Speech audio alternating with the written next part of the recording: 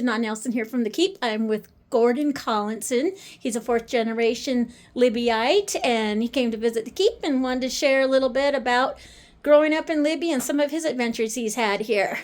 Take it away.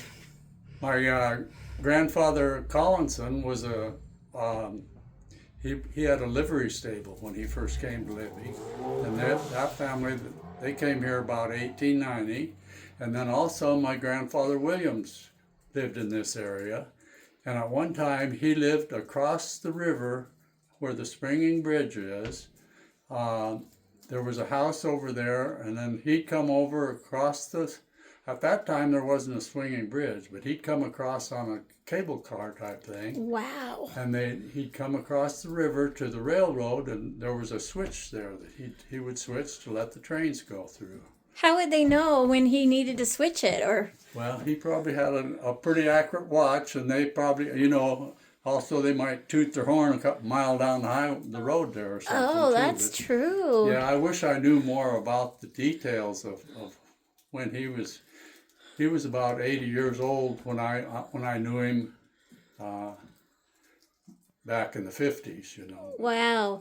I always thought, looked like there's more to the swinging bridge down there, when you go on that side and like a path going towards the hills. So I did not know there was a house in there. Yeah, the path that goes, after you go across the swinging bridge, then the path that goes back to the mountain.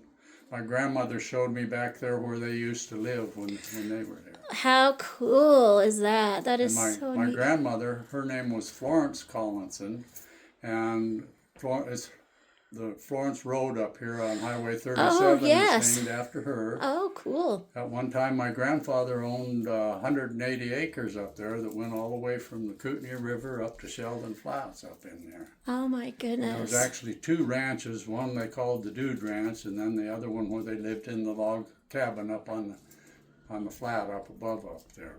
Wow. And at one time, about 1950, my grandfather Collinson, Harry Collinson, was sheriff in Lincoln County. Oh my goodness, that's so cool. I have an old book of the sheriffs and stuff. Wow, what a rich history.